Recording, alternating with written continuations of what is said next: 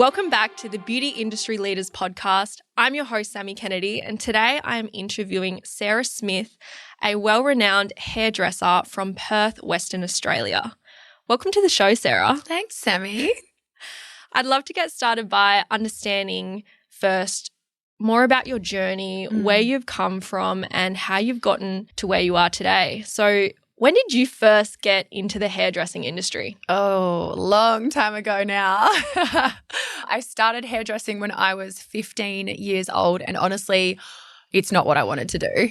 I just kind of fell into it. I walked into a hair salon one day, asked for an apprenticeship, got it, hated it, stayed, ended up loving it, and then, it's just kind of blown up from there. What did you actually want to do if it wasn't hairdressing? I feel like what every young girl wanted to do, which was be like an actress, a singer, a dancer, or fashion designer. But this kind of like collaborated all of that together because you had fashion, you had like music, you had the beauty. So, I think that's why it stuck. So I'm guessing you're a very creative person by nature, if that's the way you're going. So. I love that. And so when you started your hairdressing apprenticeship, what was the first thing going through your mind? Were you thinking, I'm going to remain an employee? Did you go, I want to start my own business? Yeah.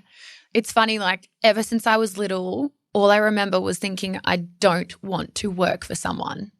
That was the thing that just stuck with me my whole life. And now I'm at a point where I don't work for someone, but I work, with someone. So that changes things. So you did your hairdressing apprenticeship. You started when you were 15. You would have finished, 3-4 years later?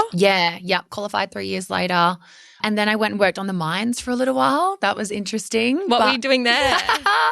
I was your typical admin bar, like that kind of girl, cleaning the rooms, and that was trash. But still came home and did hair. So like it was hard to escape. So that's why it stuck. And then, progressed and I did mobile hairdressing. That was interesting. I'd like pack my car up. I'd have a portable basin. I'd have my little like kit full of all my colors. The worst was when someone was like, I want to do red. And you're like, oh my God, I don't have red. So I'm just going to quickly scoot home. Yeah. Or I'm like, oh, red's not really the best option for you. Try and talk them out of it. It progressed. How did you go with mobile hairdressing? Like, did you feel as if you were kind of trapped in a way because you can only see so many clients and you're driving everywhere, spreading yourself thin, or were you fine? No, it was like fine. I'm pretty manic anyway, but I would make sure that like I would drive from Mandurah and then Spearwood and then back to like Rockingham, which is where I lived at the time. And as long as I staggered the day correctly, it flowed. But it got to a point where it was too many wanting to book that I was like, I need to be stable and they need to come to me. So then that's when I ended up renting a chair, and I actually did some from home as well when I had my daughter. So that kind of gave me that freedom. But working from home with a kid is a nightmare. Like you want to leave. So so that was like why the renting a chair became a thing. And then, it got even busier, and I just decided because I had my daughter, renting a chair wasn't a safe place for her because it was someone else's space. Absolutely. So I built something that I could bring her to, have my clients who have seen my journey. And then, it's just almost 4 years in of owning a salon now and, having a previous salon, sold that. Now I've got my extensions. I remember when you were renting a chair, that's probably when I first met you, and to see that journey of where you've gone from, okay, I'm just renting a chair to now I'm busy enough to open up a salon. Now I'm busy enough to hire a team. Yeah. That growth and progression obviously doesn't come easy because growing a clientele, I swear so many people that I've spoken to that want to get into the industry before having any experience, they think, I'm going to do my apprenticeship, I'll take a course, whatever it may be in hair and beauty.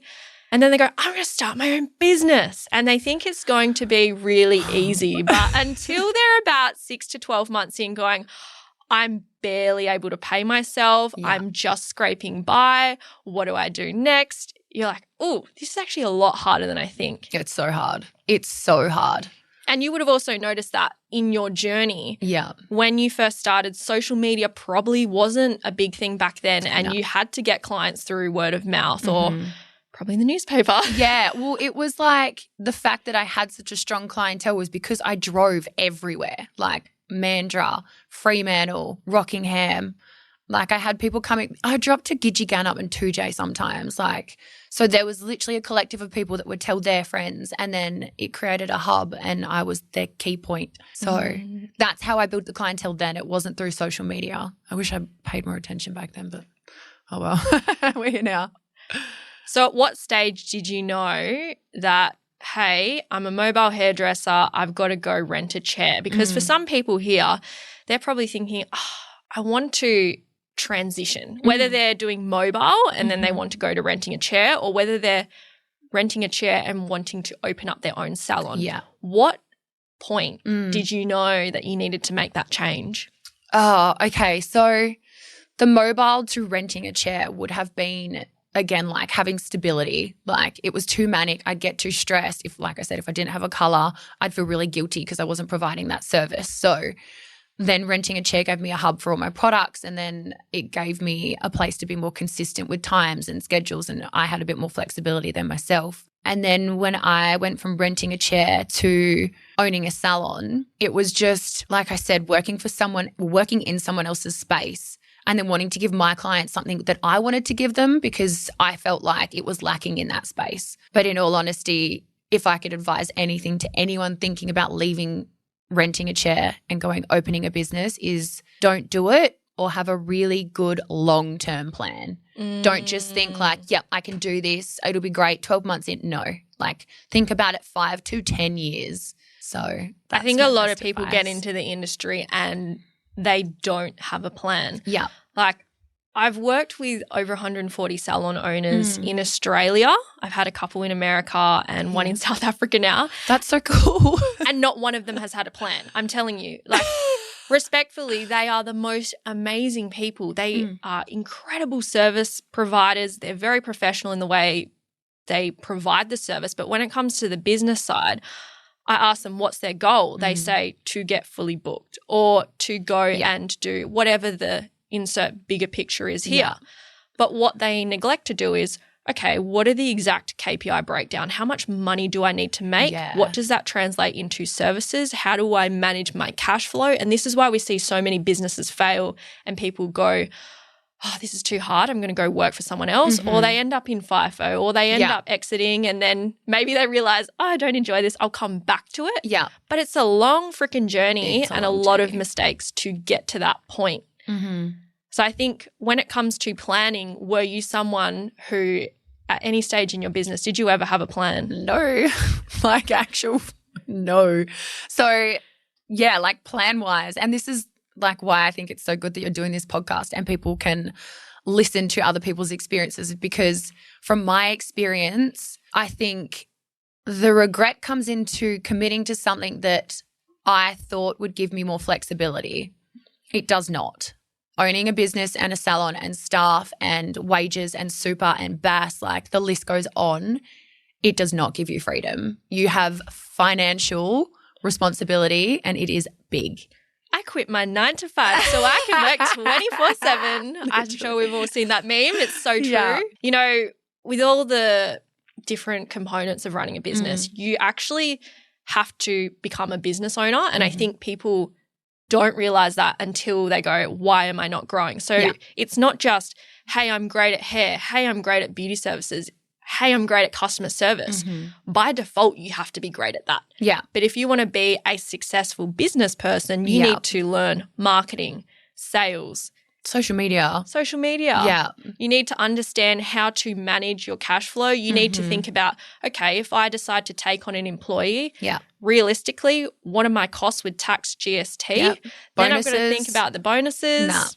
There's so many different things that people don't realize. And I've seen your journey. I've come in and done a couple trainings for your team. And undoubtedly, one of the things that people don't realize about hiring a team is how much effort is required to keep them loyal. Yeah. I've done research into the biggest issues in the hair and beauty industry. And number 1 is staffing issues. Number 2 is retaining a clientele. With your staff, what kind of challenges have you had that maybe people don't actually see behind the scenes? It's like, okay, this person may have left, but, you know, you've obviously struggled with something. Yeah. Have there ever been any situations where you've thought, I just want to give up? Because There's been a big one. Have you ever had any employees leave you and start their own businesses? Yeah. So like this is one of the things that makes me just be like, oh, owning a salon and having a team is just potentially probably not for me long term. And I had some staff members all kind of leave in the collective of a 3-month period. So you can imagine like I had a business for a year and a half and I had a team that were there from day one, and then those 3 members leaving, not because I would say like they were unhappy in the environment, but yeah, retaining staff and then them leaving and taking like a big chunk of clientele is hard to rebuild from. Because this is an uncomfortable topic that every single person who decides to take on a team member has fear of. Yeah. You invest so much time and energy into training them up. Mm-hmm. You know, you give them your clientele and then they go take off and start their own business. Like dealing with that when it comes to the legalities of it, I've seen some crazy contracts like you can't work in the industry for X period of time. You can't own a business within this proximity. But when push comes to shove, it doesn't stick. You can't do much about it. You can't control a clientele not to follow someone that they appreciate their work. That's what it comes down to, is that stylist does the work that that client likes. So therefore, you as an employer do not own that person. So as much as you like to try and retain them with discounts and all that sort of stuff, like they potentially just won't come back. So that is a big, big fear. And this is why I think my journey of being a salon owner will flip. I have a new trajectory. I have a new plan. Again, whether or not that goes ahead, it depends on the next 17 months. But yeah, I genuinely think the way forward is for people to work for themselves, take away some of that stress and responsibility by renting a chair and just having a hub. And that's hopefully what I'd like to do in the future. So speaking of teams and growth, do you think that growing the team has been a benefit to your business? And the reason I ask this question is because I have a client, she is turning over $715,000 revenue.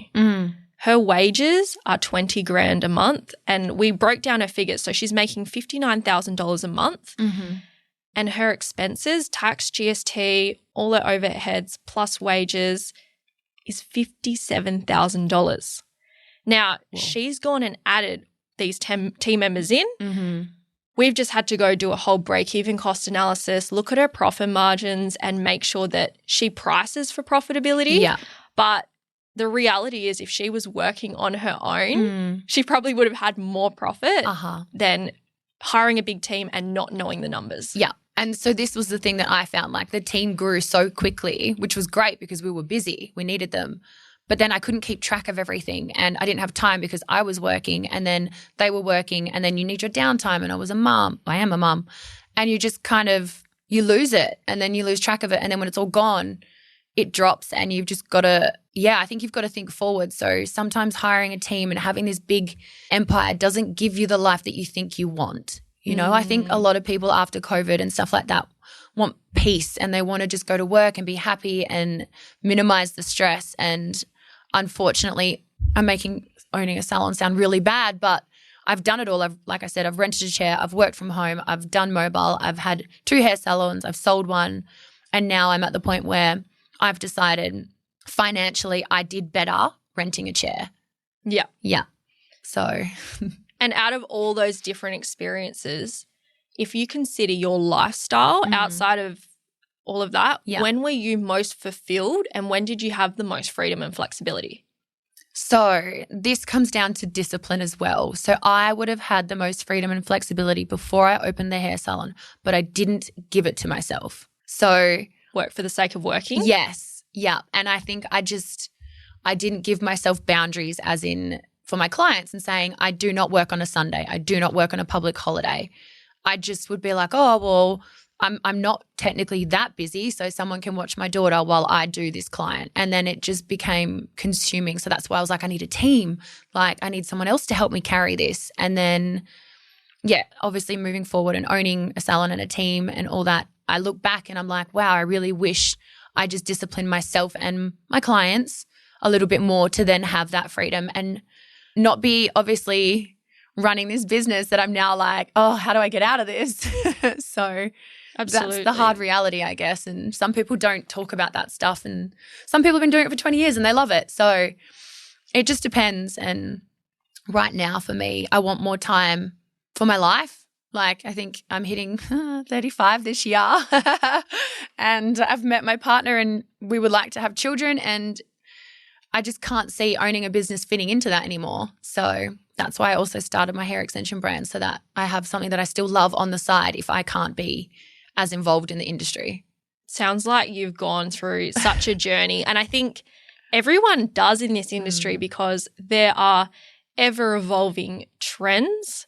So you've got to keep up to date. Yeah. Otherwise you fall behind. You fall behind, you lose the clientele, you lose revenue, then you're out of business. Yeah. And I think that is one of the biggest challenges that comes with being in an industry where there's low barriers to entry. So almost anyone can really get into it. Yeah.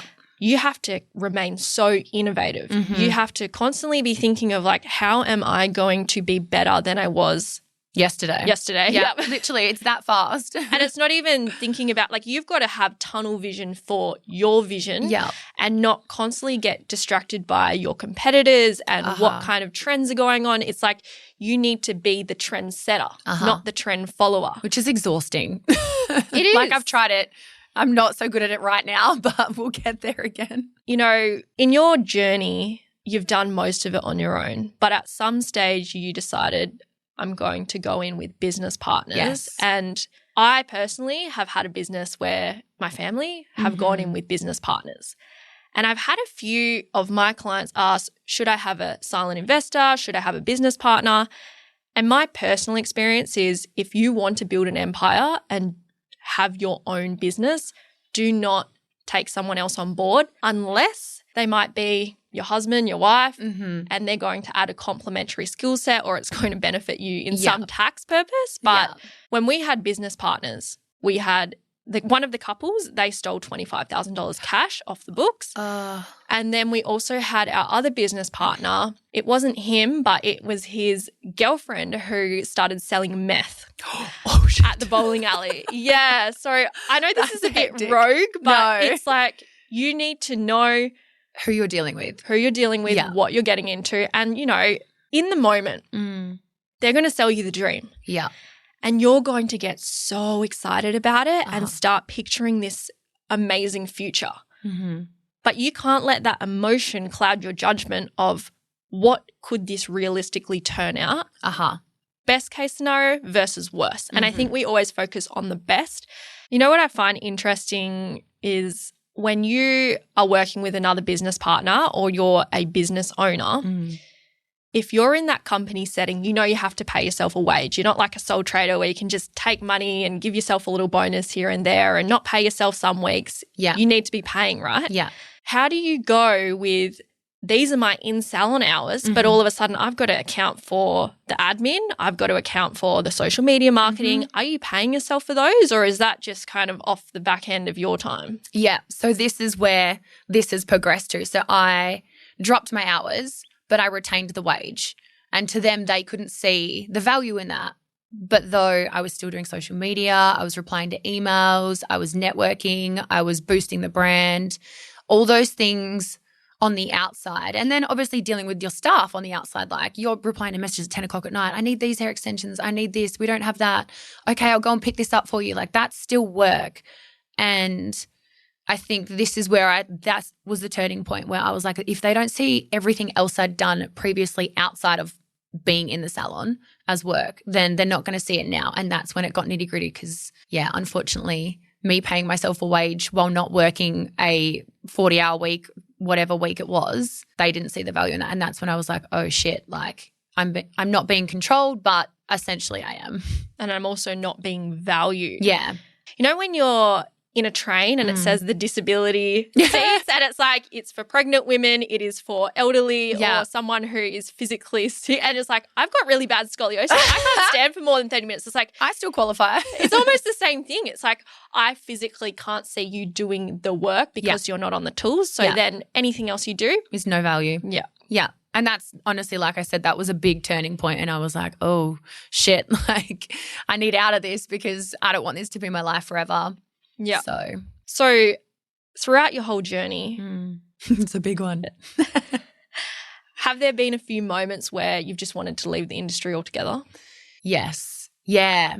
There was like I said, the whole staff leaving in a period of 3 months, that really shook me. Like, I just never thought owning a salon would flip that fast and that hard. And honestly, that's what I would say has given me like a PTSD of staff. I have a very small team now and I love them, but I also want what's best for them and me. And unfortunately, that's telling them that I think Rent-A-Chair is better for them moving forward, for me and them. Yeah. So I think honesty is the best policy, and I've been so honest with the girls on the journey that I'm leading up to with the business. So yeah. Yeah. I love this. What's made you stay? Because obviously you could have left at any stage, all those dramas. Like, are the girls the reason you stayed, or was there something else? Yeah, look, that's actually a good question, because, I mean, you'd like to think that you could just get up and leave and be like, I'm out, I'm done. But you have a responsibility. Like, I have a $70,000 lease I have to make sure that gets paid. So I need to be there to make sure that I support the girls so that it runs. I also am so connected to them. Like, we've had holidays together. We do dinners. Like, they've been a part of like VOR, which is the hair extension. So supporting that has been amazing.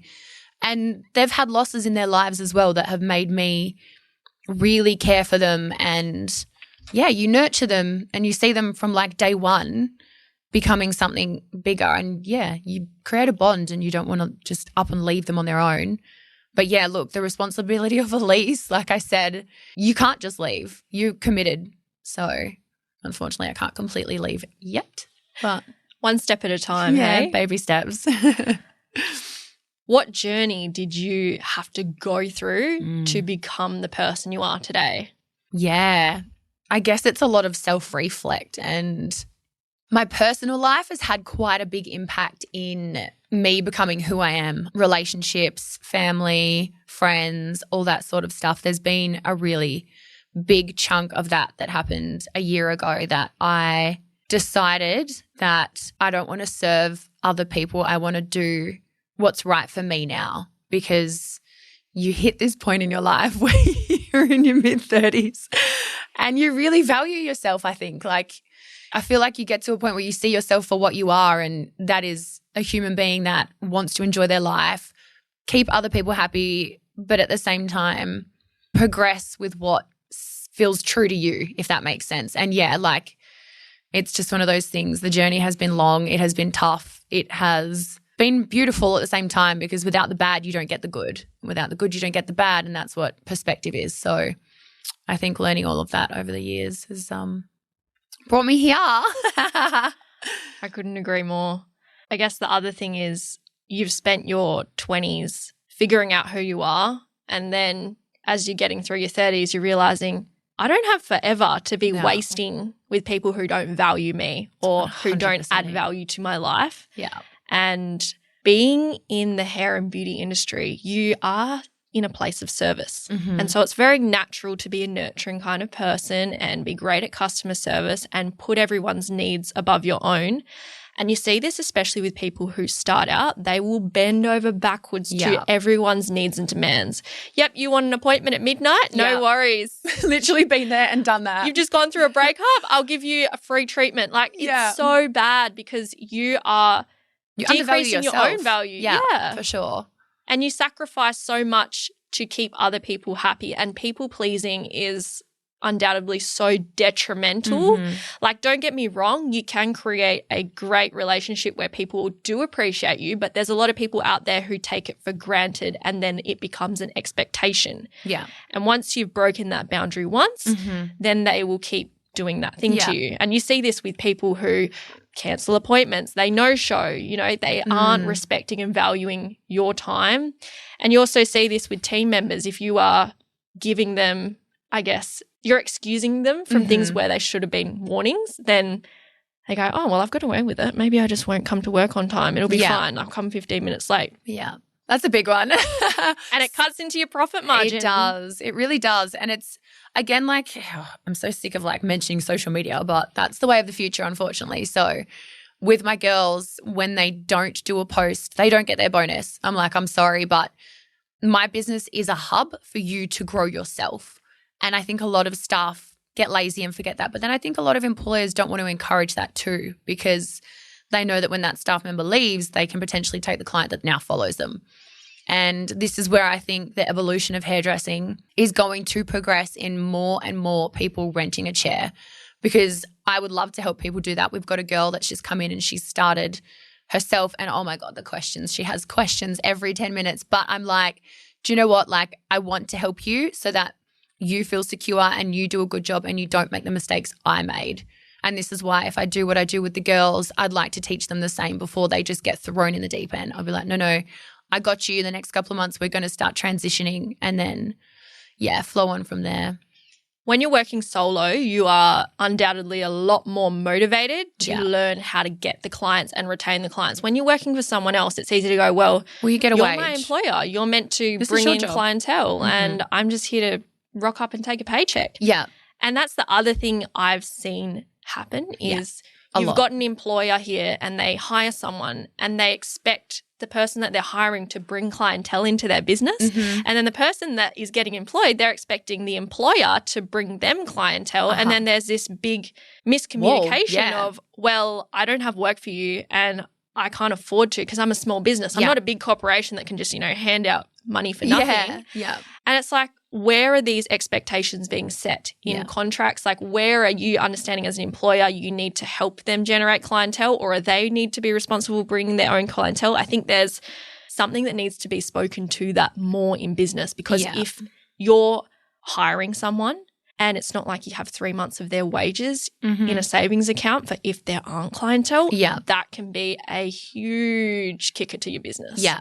So that's what I found. And obviously everyone goes through things and people have like things that come up in their life. So some of my staff have obviously had things go through their lives that have sort of dulled their sparkle, I guess you'd say. And that then reflects to bookings and clients and their motivation more than anything.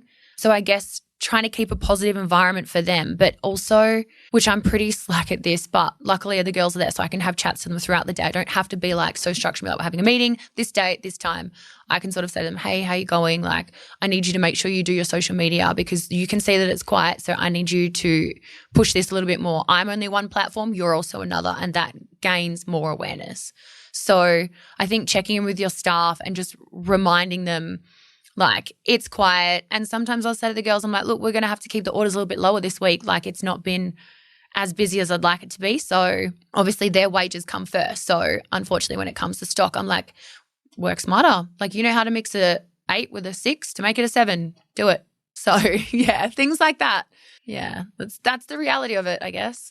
And just to speak more on social media, I honestly find that it is exhausting because you're no longer a hairdresser like we were talking about. Even if you are an employee or an employer, you are still responsible for content creation. And then you see your competitor or another person in your area, however you want to look at it, that person is now posting this. And without you having your own vision or strategy, you're going, is that what I'm supposed to be doing? And then you spend your whole time trying to think about, how am I meant to do this better? How do I stand out? And then you're in that creative burnout of, I'll never be good enough. Yeah. And it's just exhausting, isn't it? You're like fighting your own demons. And I must admit, I don't follow a lot of Perth hair salons. And if I do, I must admit, like, I probably don't double tap enough, which I should, because the community should be a bit more supportive in that way. But it's just another thing where sometimes if I'm not in a good place business-wise, I don't want to see what others are doing. I don't want to be comparing. I'm like, I'm coping the best I can at this point of my career. And that's all that matters to me is my girls, my daughter, my personal life, and then obviously my business. Yeah. So, it's sometimes social media can be exhausting, but I think you just got to pause, focus on you, and then just keep going. So leading on from that, what do you think are the biggest issues currently facing the beauty industry? Yeah. Look, I presume it's hair and beauty. And I just think hair is a part of beauty, isn't it? It's like, it absolutely if I got my hair done, is. now I'm pretty. I just feel like everyone's quite closed off. It's rare that I'll have any salons like my stuff, like my content. I do notice the smaller businesses do, like the new startup ones that are probably the younger girls. But I notice a lot of the bigger salons. Personally, I feel like there's a lot of ego in it. And I would have loved someone to reach out to me when I started my business and be like, hey, I've just seen you've opened a salon. Congratulations. Do you need any advice? Like, where were you? And I think this is why with the Rent-A-Chair and you doing this podcast, I think it's great because if anyone wanted to ask me a question about business, like I would give them the answer and be like, don't do it. Like these are the things that I found the hardest and this is what I think will benefit you the most. If you feel like you financially can sustain this for 5 years, no matter what happens, aka COVID, you have 3 staff leave in one hit, you have an emotional crisis in your own personal life, go for it. But there's so many more factors to owning a business than just owning a business. It's not staff. It's not money. It's everything, personal life. And also your mindset. Yeah. I do believe that there is a ego problem in the beauty industry and it all comes from mindset. And in one of my other episodes with Kayla, we spoke to this a bit and it comes from women are comparing themselves. Always.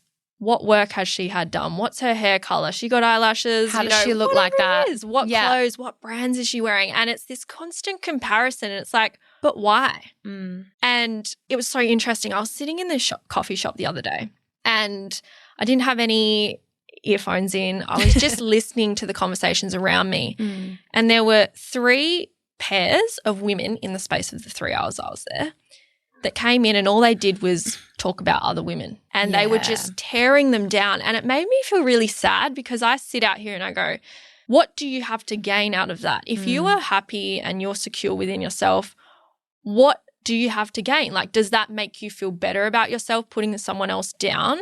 Like, I understand if you've been hurt and you're going through something and you need a friend to support you, but if all you do is gossip about other people, that's really sad. Like, surely you've got other things that are better going on in your life.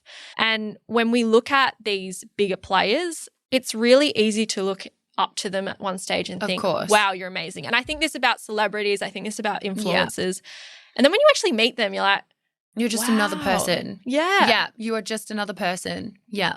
And I used to think that to be big in the beauty industry, you had to have all this work done or you had to have a big following to have an impact. And then I realized the people that look up to those people, they just crave a form of validation that they don't have within themselves. And once they find it within themselves and they genuinely share what magic they have from who they are, that's when you start seeing the growth because people are drawn to that. And in beauty and hair and all of these things on social media, there's a huge copycat syndrome of I've got to copy this person, I've got to do this. And it's just like if you actually found out who your brand is, what makes you different and had your own strategy, you wouldn't feel the need to copy everyone else. Yeah, I agree. I think it's like you say, brand's actually a really big thing. So with Vor, Vor was so many different things before Vor became Vor. Yeah. And it was called Orphic at one stage. Sounds like awful. Yeah, but it meant like some beautiful, lustrous thing. I can't even remember now. And then it was something, Illumina extensions. Like it had been many things before it became Vor. And I think I went through this journey. I even had it different branding. It was brown. It was brown and white. And I was like, yep, this will fit in with everyone. Like everyone will love this. It'll just blend into what they want. And then you'll never get noticed. I was like, that's so boring. Like I love brown. I love wearing brown. It's a vibe. But I loved Vor because I ended up choosing a cobalt blue and silver. And it sounds so random. And then I chuck a bit of red in there every now and then. And obviously your black and your white to sort of collaborate that all together. Yeah. But personally, like I love my brand and I think it's so fun and it's just easy to remember. And yeah, we've started a little Vor club. So we've got little Vor bracelets that we give out. And I think that's something that I'm going to start doing for clients when they hit a certain price point of orders and be like, here's a little Vor club bracelet, do what you want with it. And it's just creating this culture and this family, which I'm still so far away from what I want, but I'm hoping. I've even started planning my 5-year Vor club party because it's happening and it's going to be epic. So I think knowing who you are as a brand and what you want and how you want to impact people is the key thing. I remember speaking to Melanie Maris at one point when I was about to start my hair extension brand, and I was about to invest a lot of money, and I was petrified. And I was like, this is like a house deposit. Like, what am I doing? I could go and buy another home and be like your average Joe and blah, blah, blah, blah. And then she reached out and she's like, babe, I'm about to drop what do you call it, where they've done like an interview or something, and it was like this spiel. Like a podcast, an article. masterclass. It was an article. There you go. I couldn't find my words then. And she's like, but basically it's touching on everything that you're afraid of right now. And it's about how I started with 50 cents in my bank account, and I just decided what I wanted to do, and I just kept growing. And I've just seen a post she did the other day, and she's like, looks like Kim K standing in this like dope ass photo shoot. And she just said, as long as you have intention and know what you want from this, you can't fail.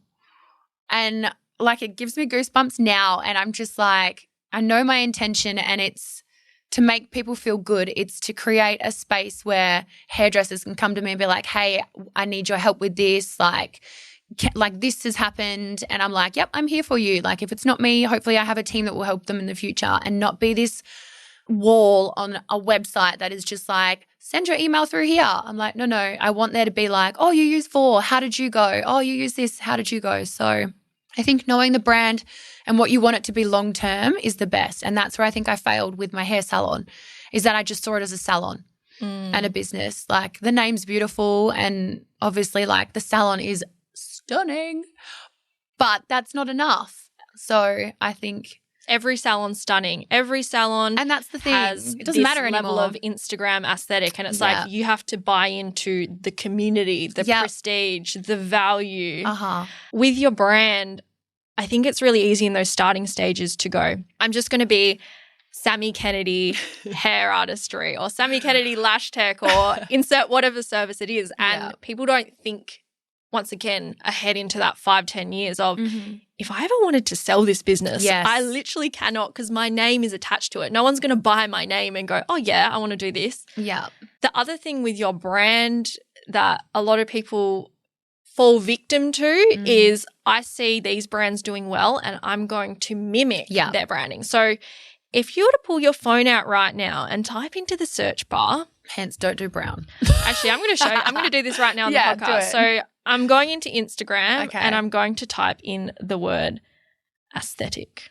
Oh, yes. That's a big word that's used a lot, isn't it? You know, aesthetic lash and brow, studio, evergreen aesthetics with 2 X's, aesthetic beauty council, aesthetic lab AU, face aesthetics. They're all getting a name drop right now though. So. 100%. But you know what I mean? And then there's also like beauty bar. Yeah. That's another one. Boo Beauty Bar, Beauty Bar Byford, Jules Beauty Bar, Kiki's Beauty Bar, The Bear Beauty. Yeah. It's all the same. Yeah. And it's so funny that we're talking about this, because there's something else I want to mention. Because when you think about it, you're going, oh, I'm really struggling to stand out. The industry's so saturated. And then I'm looking at the branding going, well, you've chosen the exact same pink or beige colours as everyone else, and you've got a name that looks the same. You sound the same. You post the exact same style content. No wonder why you can't stand out. And this is why authenticity or being genuine and true to who you are and what you stand for will always shine online. Yeah. Because everyone's so sick of seeing the same crap. The same crap. Yeah. So this is, again, like branding and all that stuff. I'm trying to so I'm a bit of a planner, and I think that stresses my partner out, because I'm like, I need to know our goals. But with obviously my lease for my salon coming to an end, I'm unsure what I want to do with that right now. So I've just been like making little plans. It's like I've got a little bundle of like 3 plans, and I'm like, okay, one of these will be the end goal. But for now, I'm just going to do a little bit of work on each of them and then see which one progresses and feels more natural and comes to life, if that makes sense. It's probably not the most like strategic way to do it. But for me, you know me, I'm quite creative and I focus on the little things. So that's where everything for me starts from. And trying to find a new name, a new business name, is so hard for if I was to open a new space. So I think you've really got to think outside the box to become seen. And that's where like Vor came from. I think as well, if you are starting with trying to find a business name, that's where you go wrong. Yeah. So if you build out your brand identity. I'm not talking your logo. I'm talking your identity. So what are your values, your mission, your vision? What's your personality? Is the brand funky? Is it very professional? Is it clinical? Is it stylish? Is it edgy? Yeah. And once you've got the brand identity put together, then finding a name, then finding the style, the color palette, it just flows a lot better.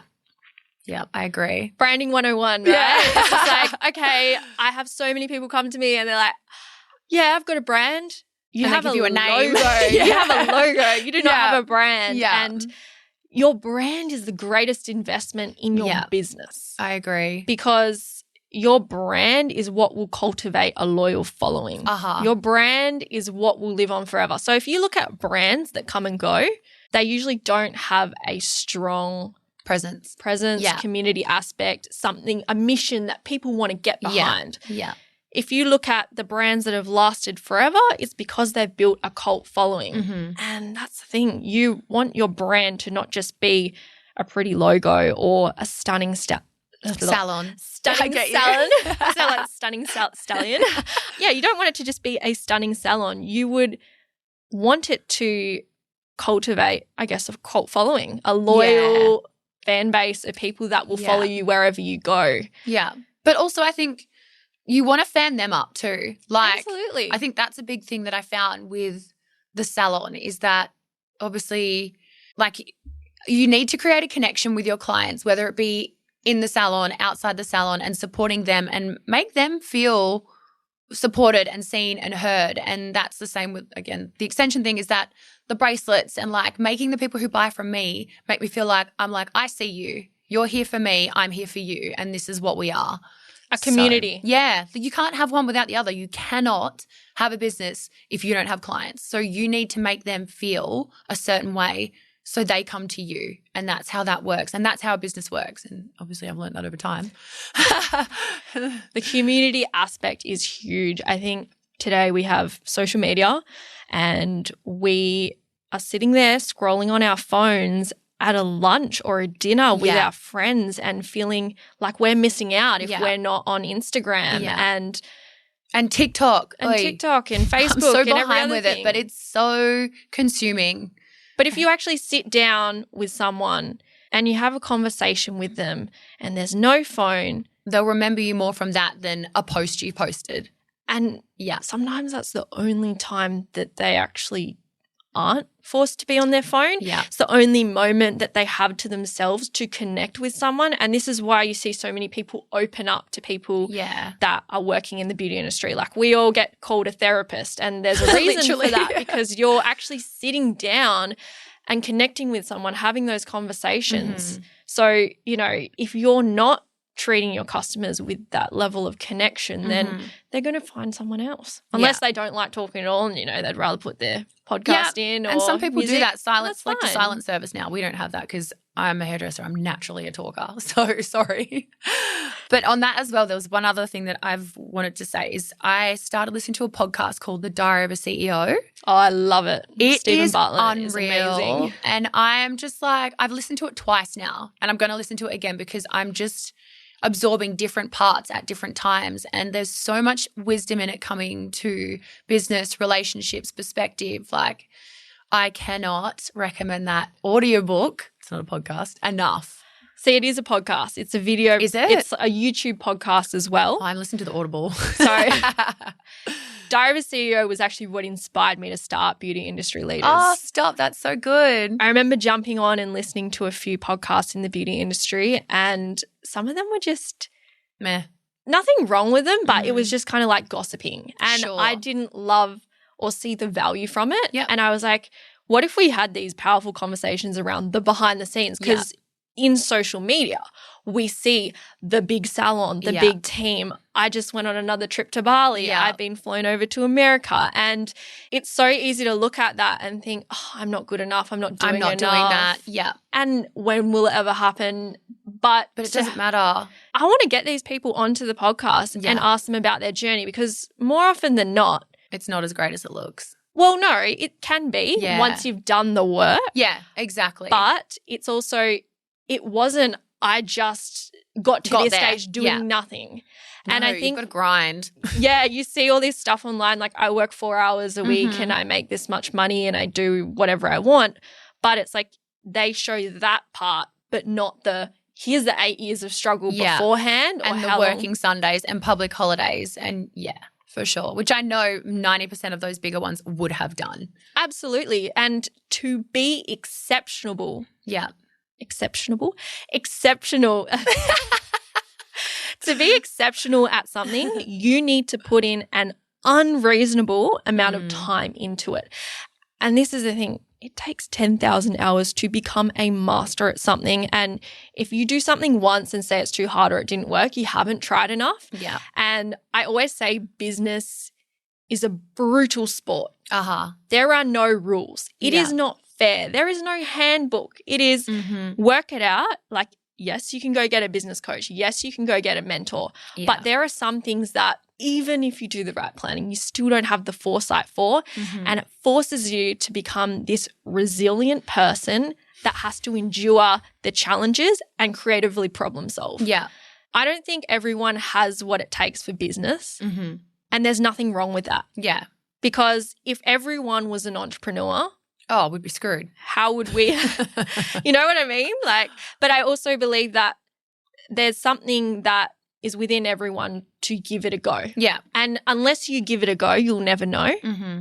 And through our whole conversation today, one of the quotes that has really stuck with me is know your why and the how will come. If you are so clear on what it is you want, why you want it, you'll figure it out. Yeah.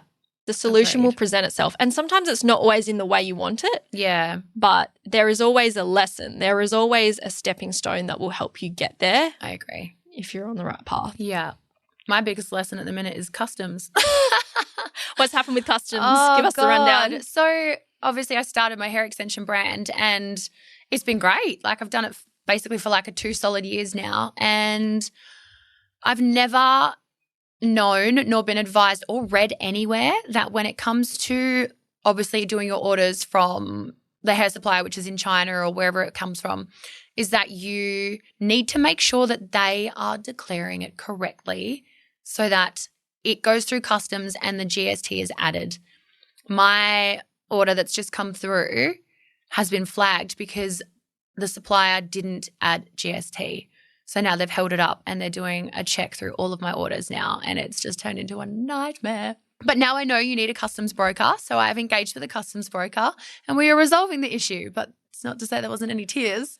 Oh, yeah. Yeah. But this is the thing, like resilience in business, you either have it or you don't.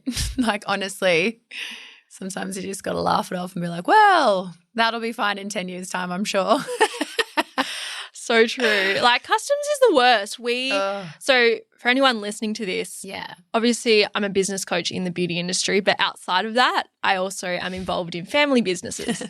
And right now we're building a brand new bowling alley. We had $675,000 out in loans. And you know what? That was not enough. So we actually fell under budget. We've actually had to get over $500,000 from private lenders. We've had to go through a lot of dramas to be able to meet it. And I think that's the other thing. People don't talk about what happens wrong. What goes wrong, these unnecessary expenses. So you've just told me about the customs. So we had a shipping container come with all the bowling alley parts. Perfect. You think, cool, great, it's come, it's here. Amazing. We have a holding fee we're going to charge you with. We have a transport fee. We have this. Import tax. It was meant to be 10 grand. Yeah. Guess how much they charged us? Oh, God. 40 grand. Guess how many shipping containers we had? 1? 3. Oh, no. Wait, 40 grand each?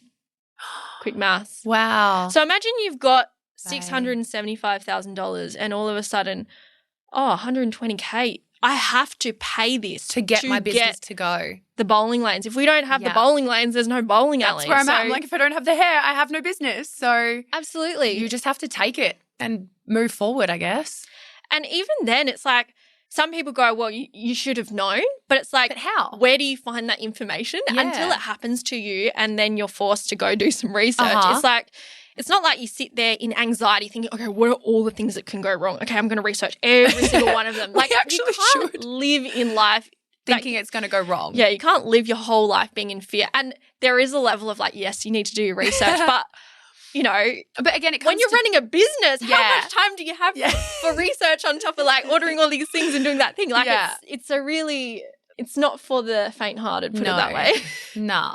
And honestly, like I follow a lot of hairdressing like businesses and like extension companies and all that stuff, and I've known a few that have done it for years, and no one's ever said that you need a customs broker or that you should follow these things up to make sure it's been declared correctly, because again, you trust the person that's supporting you to do what's best. And yeah, now here we are. But do you also think that after you've gone through all these things, people are like, I'm not giving that advice away for free? And there is 100%. That level of, I think that's why no one's talked about it. So I'm very close to doing a post about it and being like, yo, why has no one told me this?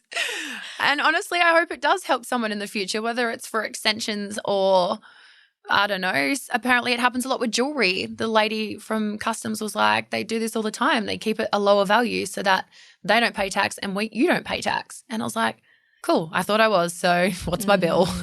Absolutely. Yeah. So what are the future goals for your brand and your business now? Yeah. Ooh. Like I said, I've got like 3 little bubbles at the minute that I don't know how I get through my day sometimes, honestly. But the goal for the business, aka Orchid Flower, is to potentially transition that into something else. What that is right now, I don't know, because I've still got time to think about it. So therefore, I don't want to rush it.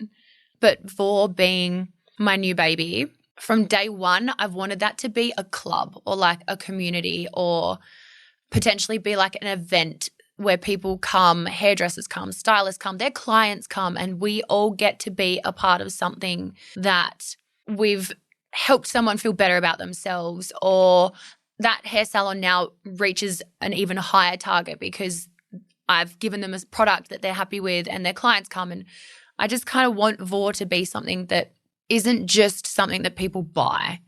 So whatever that looks like in 5 years' time, I'm planning the party for it. So until then, I think what it is for now is serving its purpose, and I know it'll just keep growing because I love what it is, and so far it's starting out really well.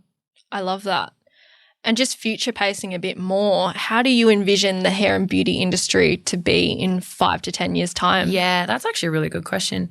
I think it's going to be oversaturated, which it already is, let's be honest. There's so many lash techs, there's so many hairdressers, but I think there is space for everyone. You've said this to me before, and I have never forgotten it. And you've said there is enough clients for everyone. And I think at the end of the day, like this is where I believe like the rent-a-chair or hiring a space, like there will be people that will be above you. There will always be people that are above you who have a space where people can work. But I think moving forward, people also need to be very careful about that, because at the end of the day, if you have the same goal as someone else, you're going to fail. You need to have a goal that's true to you. So essentially my goal is to have a space where people can work, but there's a goal within that space. Yeah. So, which I'm not sharing just yet. I don't want to because I haven't perfected it. But I do personally think in 5 years' time there is going to be a lot more hairdressers renting a chair, because I personally want that for my staff. I think that they will do very well working for themselves in a space where they're happy and they can be free and flexible and creative. And salons, I just think the economy is hard, and owning a salon where you've got all those overheads, I just think personally if people want peace and happiness, like don't financially burden yourself for something that you think will be better if you know a smaller goal will bring you more joy. Yeah. Yeah.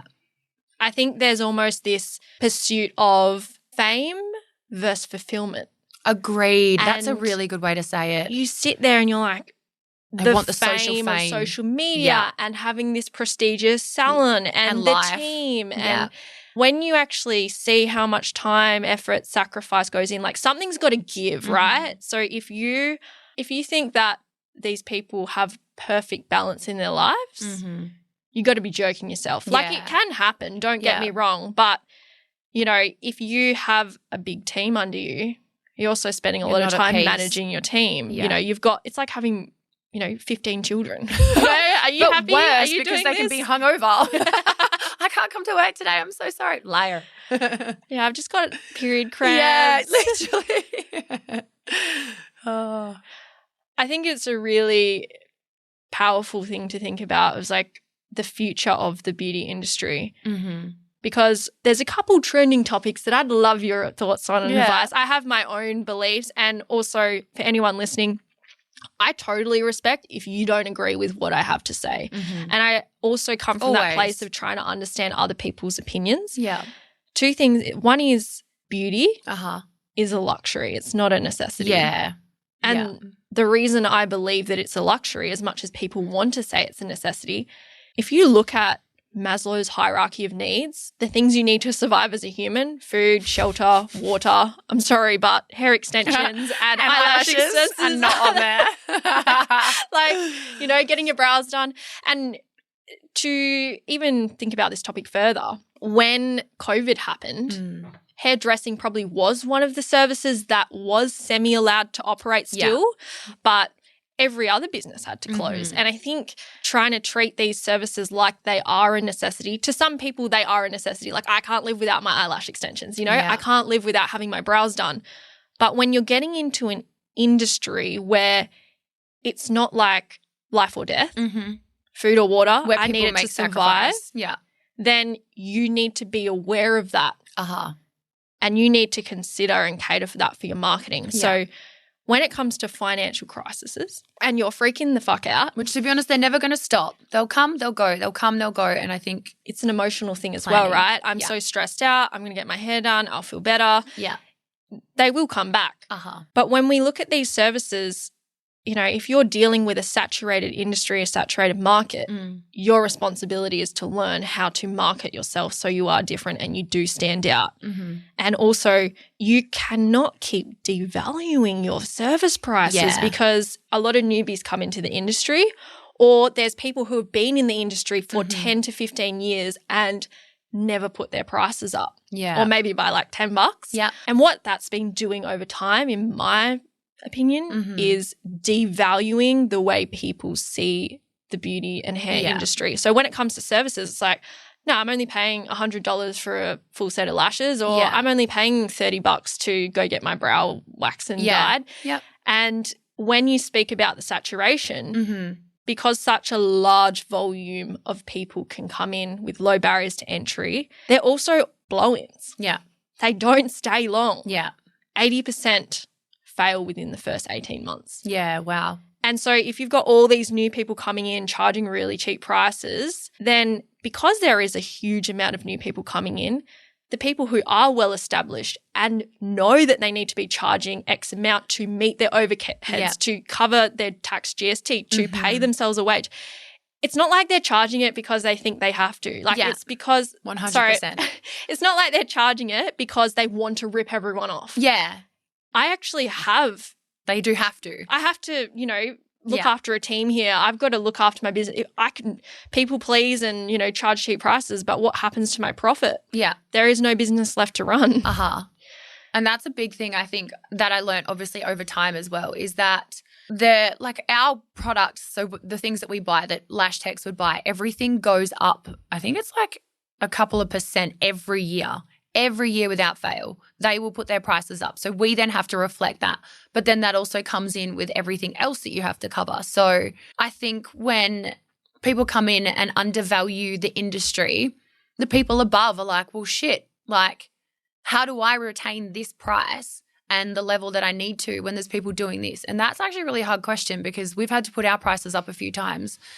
And luckily, a lot of our regulars have stayed. They're loyal. We'll obviously give them like a treat here and there so that we show them their appreciation, but we can't charge less because of our overheads. So you imagine 4 wages and then stock, which is like a couple of grand a month. Sorry, but your yearly lease is 70 grand a year. That's one person's whole income. Whole wage. Yeah.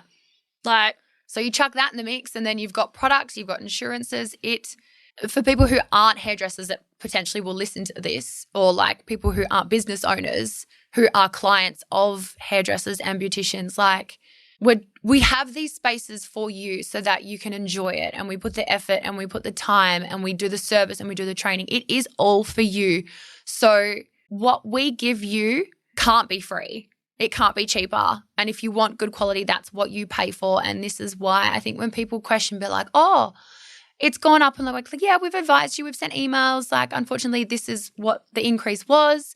And they get really offended that we haven't been loyal to them in the aspect of keeping it really low. And I'm like, but we've just done a $4,000 training course, so we can now perfect your color even more. So I think for public awareness for people who are in the industry is really important. That's why I'm actually, in a way, grateful for social media, because there are salons out there and hairdressers that will be like, this is what it costs me to do your one head of hair. Now I have to pay my wages. I have to pay like your super, your tax, your insurance, your Wi-Fi that you get to sit there and use for free while we're doing your hair. So I think that needs to be advertised more, actually. Absolutely. Yeah. I had a post I put up and it has a little iceberg and there's this tiny bit going, you're so expensive. And then underneath in the water, it has all of the hidden costs that people don't see. And that went viral. Yeah. And people were all sharing it to their stories. And I think it speaks to this fact of like, there are so many things people don't see behind the scenes. And when I've seen pricing calculators, sometimes I can't keep up. But they're like so inaccurate, because it's like, it costs this much for the product, and then it costs this much for maybe your employee wage, and this is how much profit you have. I'm like, no, it's not, because you have to work out your break-even cost to run the entire business. Yeah. And so I've been developing this profitable pricing calculator, and it breaks everything down to the T. Yeah. And when I was working with that client who was turning over $715,000 with essentially zero profit, we went through all of her services and her numbers, and I just said, how have you been doing this? Yeah. And she's been in business for 10 years. And I have permission to share this as well on her behalf. I'm obviously not putting her name out there, but she has said this to me. In her second year, she pretty much went bankrupt. Yeah. And she had to change her business ownership into her husband's name. And now she's like, Sammy, everything is relying on this to work out. And we went through the numbers together, and it was just like, half your services are not turning over a profit. Yeah. And the amount of time, like if one staff member goes over a 15-minute increment, boom. You lose. Even more. Yeah. And so to work out the exact amount of profit you're making when you cover all your business overheads, plus add into the product, plus your tax and GST, plus your wages, it's like you literally cannot afford to be the cheapest in town. Yeah. You can't even afford to be in the medium. And if you look at the businesses that last the longest, it's never the ones that charge the cheap prices. Yeah. And if you are always discounting your services, I ask those people, if you're someone who's always discounting your services, do you know how much that's cutting into your bottom line? Yeah. Because if you don't have a profit to begin with and then you're just discounting and discounting, and I think that's another thing that people think is a strategy to get more clients. I'll run more discounts. And it's like you're not getting in front of new people. Yeah. And you're also training your current audience to just wait for the discount. Yeah. Yeah, exactly. I remember you telling me that as well. So I made some changes, which in all honesty, they still keep coming. Yeah. Like they're not waiting for that discount, but when it's there, they will come. Yeah. So that's the end of the day thing, I think, is just, like if you put it in front of them, of course they're going to take it. But if you don't, they'll probably still keep coming. So. And it's one mistake I made is because of my own money mindset issues, I would feel the need to discount even when they were willing to pay the full price. Yeah. And sometimes you sit there and you're like, oh, well, they've just spent $350 on a full head of foils. Oh, I'll just give you this free product. Yeah. And it's like they were going to pay for it. Yeah. They appreciate you've given it for free, but then it's like, have you almost set this expectation in their head? Oh, well, if I keep booking for this, then I'll get that free next time. So it's like a catch-22. It's great to be of service to those people and look after them because they're going to want to support you. But it's also sometimes a trap because then if it's the wrong people who don't. It's like leaving crumbs for someone. They're like, oh, another crumb. Oh, another crumb. So, I agree with that.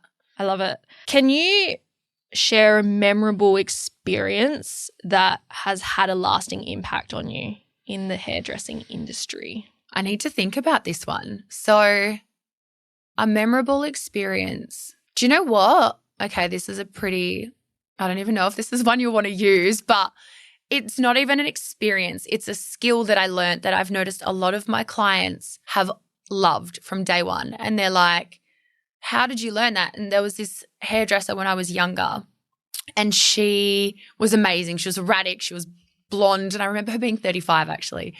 And I was a lot younger. And she showed me this technique where when you cut the ends of the hair, you bend it and you cut the split ends off without cutting length. And every time I've done that to my clients, it's helped their hair grow. Their layers have grown out without feeling mullety. And they've just been like, wow, that's so cool. Like I can see the ends coming off, but it's not getting shorter. And that's been something that has been really memorable for me because she's no longer here anymore. And every time people ask me, like, what are you doing? I'm like, oh, I call it the Pia. And it was her name. I'm like, it's the Pia technique. And I think that's something that I've taught all the girls, and I hope that they use that in the future and it becomes like a trademark for them too, and their clients are like, I love this. So there's nothing worse than going, yeah, I just want a quick trim, and then they've taken off 5 6 centimeters. Yeah, so that's got nothing to do with like financials, but that I think there's those things like in business that keep you inspired. And I think because I learnt that from her, and then obviously her journey didn't go the way she'd expected, it's something I'm now like, I feel like I need to share this. And this is why I love my job, because I can share things with people and then my clients love it. And yeah, so that's my memorable experience. And I was quite young when I learnt it. So I love that. Well, you wouldn't be on this podcast if you didn't want to genuinely share and help others, would you? Yeah, no, God, no. Sorry. Like, how was your experience? I've been perfect the entire time. Say no. Yeah. What final thoughts or advice would you like to share with your listeners? Yeah. Okay. And this is something I should take on board myself actually. And look, I have vowed to myself that I am going to reach out and do it more often, but don't be afraid to ask. So don't be afraid to, for example, myself, I want to approach a salon and be like, why are you doing this? What's going on? And I really want their honest opinion. Like I want to hear a salon say, oh, it's because X, Y, Z. Like I don't know what they're going to say, but I think if you're going to start a business, don't be afraid to ask. Like if you want to start a lash business, like, and you see a salon that you look up to, there's one that Celine, what's hers called? Brow Tribe, yeah. I've got her coming on as a guest. Yeah, so I don't know her personally. I've kind of like followed her socially and we like each other's things, and I think she's hilarious and she's done really well and she's great. And I would like to reach out to her and be like, how are you actually going? Like, can you give me some honest advice? Now I can listen to her podcast, so it's fine. But there's another hair salon that I would like to approach, and I want honest feedback. Like, I'm not here to steal from you. I'm already in the industry. So at the end of the day, what you've got, you've got. What I've got, I've got. But I would like to know. So yeah, that's my tip. Ask. And don't be afraid. At the end of the day, if they read it and don't see it, they're assholes. I think it comes from a place of ego, right? Like people who genuinely want to help people, they will help without expecting anything else in return. Yeah. And those who always have something to gain, or they're thinking, how am I going to benefit from this? Yeah. They're the ones that they might have a big amount of success, but long term people can feed into that energy and realize. And if they turn around to me and are like, yeah, babe, I'd love to help you. Just come and sign up to my course and pay XYZ. I'll be like, I would have if you told me. But I feel like if you get that little bit of insight and like what you do with your socials, like the fact that you share tips and facts and all that sort of stuff without like obviously there being an initial charge. Like obviously we all need to profit and we all need to benefit. But I think you've always been so honest and giving with what you know. And the fact that you're doing this, you're already sharing stuff, you know. Do you know why? It makes people want to come to you and then pay. So when my dad started in business, it was 2007 we had our own business. So from there to now, we're about to open our 8th business. And God, I wish I asked you more questions when I started. I was a kid, right? Yeah. So it probably wasn't until I was about 10 that I actually started working in the businesses. By 16, I was managing the entire How lucky Bolio. though, like to have that around you. Absolutely. And I am so blessed because I've never had family around me say you should look at getting a real job. Yeah. Like they have amazing. pushed me and supported me in becoming an entrepreneur. And just for anyone listening, like I don't come from money. Like we actually grew up in over $1 million debt, even more now that we're running the bowling alley. Bless. It's fine. So the one thing that made me want to do all of this is because there are a lot of people out there who have incredible stories to share, but they don't quite find the comfortable space to be able to share that because they're scared of judgment. And I wanted to create that. But also the reason why I got into business coaching and why I spent $100,000. Well, I would say it was an investment. Yeah. Like I invested $100,000 or more now into more. business coaching. Yeah, oh my God, don't tell anyone.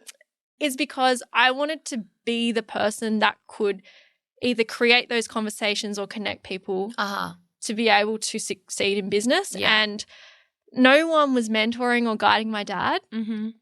And for me, I learned so much. Like I was valued, my opinion was valued in the business decisions. We were shown the numbers like, hey, we're making $330,000. These are our overheads. This is our thing. Okay, Sammy, I want to run a music festival. What do we do? Yeah. And being a part of that business strategy and having guidance and support, I was like, I can now be the person I wish he had when he was starting out. And even though he has all this business experience, it's like, well, that's great. You've got the vision, but how can we strategize that? And that's what this podcast How lucky is is he for. now? Like it's like a full flip. I know. I'm like invoicing him here and there. Sometimes I'm like, yeah, thank you. Sorry, Dad. Just check your inbox. Yeah. But I think if I could change anything about the industry, it would be, can we please just take the ego out of it and actually care about supporting others? Because you shitting on another person or you seeing someone else doing better than you, like it doesn't make you a better person, you know? And if you can find a way to help others, then you will grow. Yeah. And I think when you come from that genuine place of service, like think about it with your clients. Like we're thinking about this in business now, competitors and but if we look at beauty, if you treat a client really well and they feel valued, they're going to come back to you. They're going to tell their friends. And you know what? It's the same in business. Yeah. And the one quote, when I was at this business seminar, one of the quotes was, go alone and you'll go far, and it's like go together and you'll go further. Yeah. Something like that. For sure. And it's like if you try to do it on your own, like You'll go as far as you can. But you'll also be really lonely. Yeah. And who have you got to share your wins with and successes with? Yeah. And it also, you know, to have genuine support, people who want to cheer you on, like you doing well. I'm not threatened by that. I'm like, you were doing amazing. Like keep going. And all of a sudden you're like, wow, I've just expanded. Yeah. What You've got a hub achieve. of support, and that's what I think makes a business successful is like the VOR and all that stuff. Like I've got a girlfriend who helps with my socials. I've got you who's like my little life coach / business coach in the corner, and then I've got like my staff who everybody puts in, and sometimes they don't get a lot from it besides maybe a haircut or a blow dry or a dinner, but until it grows, they know that if they support me, I'll give them everything I can until I can give them more. Yeah. And I think having people around you is so important, and supporting and sharing. Because there are going to be times when you fall down. Oh, yeah. And you need a network. Right now. Customs. But then it's like you also want to be able to share those successes and wins with people. And if they're supporting you, it's not take. It's also giving back. 100%.